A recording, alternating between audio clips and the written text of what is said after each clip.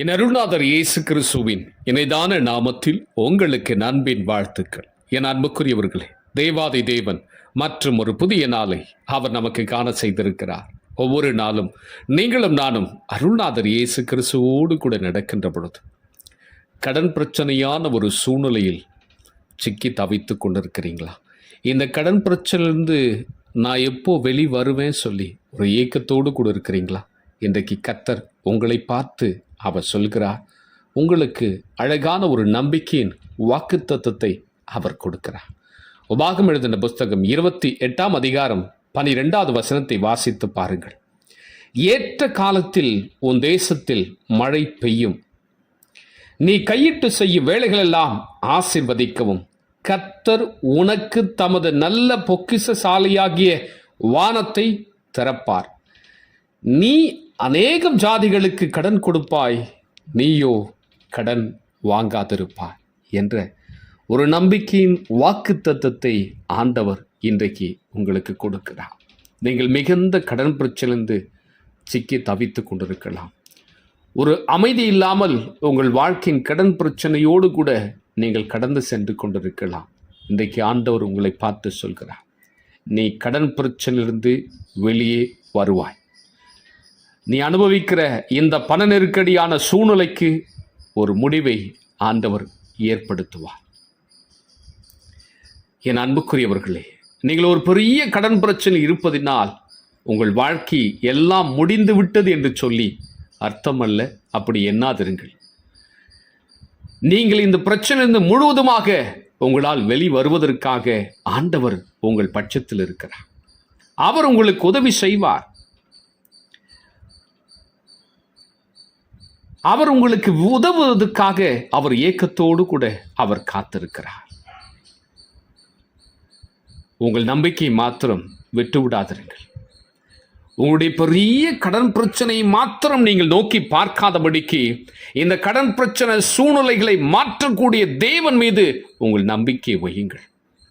வேதம் சொல்லுகிறது, இதோ ரட்சிக்க கூடாதபடிக்கு கர்த்தருடைய கை குறுகி போவதில்லை, அவர் கேட்கக்கூடாதபடிக்கு அவருடைய செவிகள் மந்தமாகவும் இல்லை. உங்களுடைய சூழ்நிலை அவருக்கு தெரியும். இந்த கடினமான கடன் பிரச்சனையான சூழ்நிலைகள் நம்முடைய மனம் கலக்கமடையும். இந்த கடன் பிரச்சனையே நினைச்சு நீங்கள் கவலைப்பட்டு உங்கள் சரீரத்தின் ஆரோக்கியத்தை நீங்கள் இழந்து விடக்கூடாது. மன அழுத்தம் உங்களுக்கு ஏற்படலாம், தேவையில்லாத சிந்தைகள் உங்களுக்கு ஏற்படலாம். இப்படிப்பட்ட சூழ்நிலைக்கு நீங்கள் இடம் கூடாதபடிக்கு ஆண்டவர் மீது நம்பிக்கை மாத்திரம் வைத்து நீங்கள் காத்து கொண்டிருங்கள். நிச்சயம் ஆண்டவர் உங்கள் கடன் பிரச்சனைக்கு ஒரு முடிவை ஏற்படுத்துவார். அவர் சொல்கிறார், ஏற்ற காலத்து உன் தேசத்தில் மழை பெய்யும், ஏற்ற காலத்தில் நான் உனக்கு உதவி செய்வேன், உன் வாழ்க்கை ஆசீர்வாதமாக மாறும், நீ கையிட்டு செய்கிற வேளையில் உனக்கு ஆசீர்வாதம் உண்டாகும். ஒருவேளை உன் வருமானம் பத்தாமல் இருக்கலாம், தொழில் வியாபாரம் செய்து நஷ்டமடைந்து இருக்கலாம். நிச்சயம் அந்த சூழ்நிலையை மாற்றி நான் உன்னை ஆசீர்வதிப்பேன்னு சொல்லி அவர் வாக்கு பண்ணுகிறார். அவர் உனக்காக வானத்தின் பொக்கிஷசாலி அவர் திறப்பார். ஒரு வழியை அவர் உனக்கு உண்டு பண்ணுவார். உன் கடன் பிரச்சனை அடைப்பதற்கான வழி அவருக்கு தெரியும். உனக்கு தெரியாமல் இருக்கலாம், அல்லது நமக்கு தெரியாமல் இருக்கலாம், ஆனால் அவருக்கு வழி தெரியும். என் மகன் இத்தனை பிரச்சனை பண நெருக்கடிய சூழ்நிலையோடு கூட அவன் அனுபவித்துக் கொண்டிருக்கிறான், அவன் கடனை அடைப்பதற்கு அவனுக்கு ஒரு வழியை நான் திறக்கணும் சொல்லி வானத்தின் மதகுகளை அவர் திறந்து விடுவார். உனக்காக ஒரு வழியை உண்டு பண்ணுவார். உன் கடன் பிரச்சனையை அடைப்பதற்கு அவர் வழியை கொடுத்து உன்னை அநேகருக்கு ஆசீர்வாதம் வைத்து, இப்போது நீ கடன் பிரச்சனையான சூழ்நிலையில உன்னை மற்றவர்கள் பார்த்து ஏளனமாக நினைக்கலாம், ஆனா ஒரு நாள் வரும். அந்த ஒரு நாளுக்காக நீங்க காத்திருங்களேன். அந்த நம்பிக்கையோடு கூட காத்திருங்க. நீங்க அநேக ஜாதிக்கு கடன் கொடுக்கிற அளவுக்கு கர்த்தர் உங்களை உயர்த்தி உங்களை ஆசீர்வதிப்பார். ஆமென் சொல்லுங்களேன். நிச்சயம் உங்க கடனிலிருந்து நீங்க வெளி வருவீங்க. உங்க வாழ்க்கை ஆசீர்வாதமா மாறும். இருக்கிற கடன் அத்தனையும் தீர்க்கும்படி ஆண்டவர் உங்களுக்காக ஒரு வழியை உண்டு பண்ணுவார். இந்த நாளிலிருந்து இந்த நேரத்திலிருந்து உங்களுக்கான பொக்கிஷசாலையை கர்த்தர் திறப்பார். உங்கள் வியாபாரம், தொழில், வேலை, உங்கள் கையின் வருமானத்தில் பலனை ரெட்டிப்பாக மாற்றி ஒரு ஆசீர்வாதத்தை கர்த்தர் கொடுத்து உங்களை உயர்த்துவார். நம்பிக்கை மாத்திரம் விட்டு விடாதீங்க.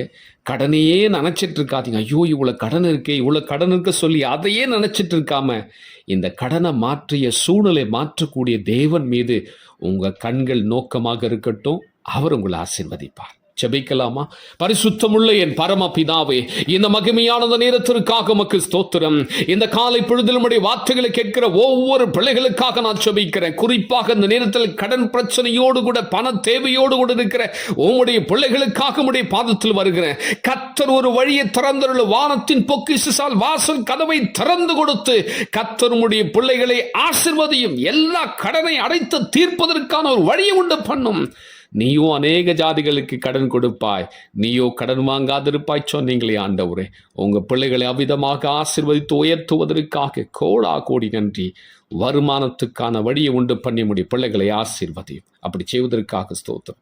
இந்த வார்த்தை கேட்ட ஒவ்வொரு பிள்ளைகளுடைய ஆவி, ஆத்துமா, சரீரம் தாழ்கைக்கு கொடுக்கிற இயேசு கிறிஸ்துவின் மூலம் வேண்டிக் கொள்கிறேன் பிதாவே. ஆமேன், ஆமேன். என் அன்புக்குரியவர்களே, உங்கள் கடன் பிரச்சனை அத்தனையும் மாறும். நீங்கள் வெளியே வருவீர்கள். God bless you.